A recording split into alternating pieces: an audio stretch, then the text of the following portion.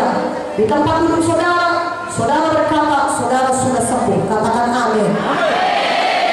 Markus 11 ayat 23-24. Siap baca ayat ini? Yang siap katakan amin. Kita baca sama-sama. 1, 2. Yang sudah dapat katakan amin. Markus 11 ayat 23-24. 1, 2, 3.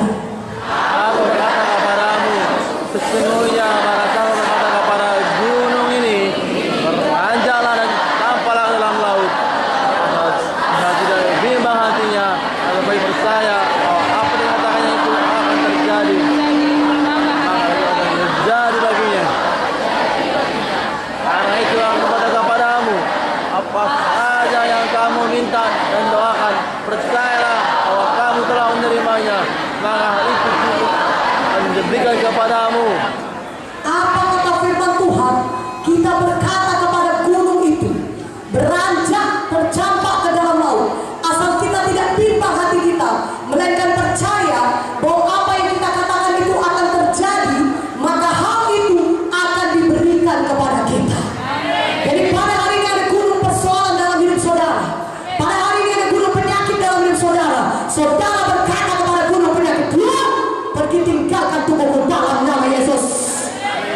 Gunung-gunung persoalan kau bisa dipecahkan di dalam nama Yesus. Gunung narkoba, kau tinggalkan hidupku dalam nama Yesus. Maka gunung-gunung itu akan beranjak, tercampak dari hidup saudara. Dan kalau saudara melakukan dengan tidak bimbang, maka hal itu akan diberikan kepada saudara. Haleluya. Kita berkata kepada gunung penyakit, keluar, tercampak dari hidup kita dalam nama Yesus. Maka penyakit kanker keluar dari tubuhku, penyakit tumor keluar dari tubuhku, kematian kau tidak bisa menjamahku dalam nama Yesus. Dan kalau kita percaya apa yang kita katakan itu akan terjadi, kita percaya, maka hal itu akan diberikan kepada kita.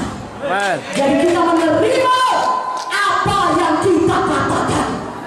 Jadi jangan lagi ucapkan yang negatif, ucapkanlah kemenangan, ucapkanlah kesembuhan, ucapkanlah firman Tuhan. Karena saudara menerima apa yang saudara ucapkan. Jangan berkata tentang gunung. Banyak orang berkata tentang gunung, kemana-mana membicarakan penyakitnya, kemana-mana membicarakan persoalannya. Di situ firman Tuhan berkata bukan berbicara tentang gunung, tapi berbicara kepada gunung. Saudara berbicara kepada gunung penyakit saudara, bukan membicarakan penyakit saudara, tapi berbicara kepada gunung penyakit saudara untuk keluar, tercampak dari hidup saudara di dalam nama Yesus. Amin.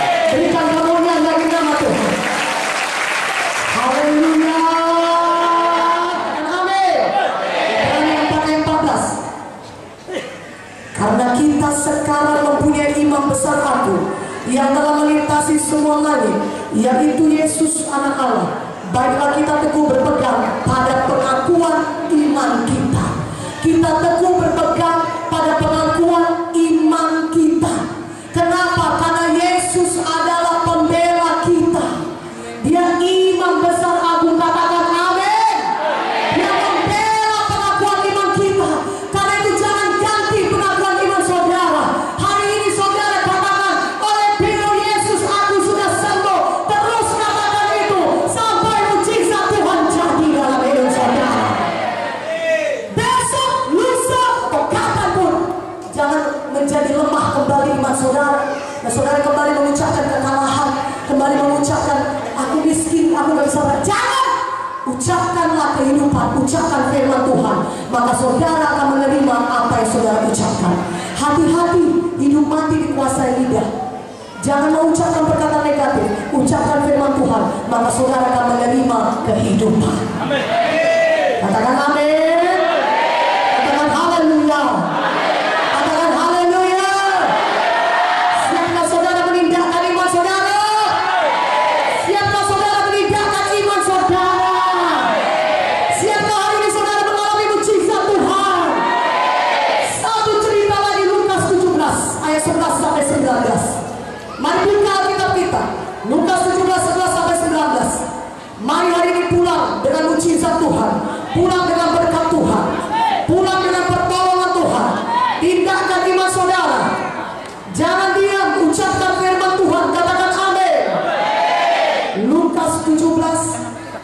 11 sampai 19. Lukas 17 ayat 11 sampai 19. Dalam perjalanannya ke Yerusalem, Yesus menyusur perbatasan Samaria dan Galilea.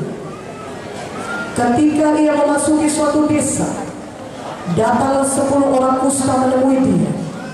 Mereka tinggal berdiri agak jauh dan berteriak, "Yesus, Guru, kasihanilah kami."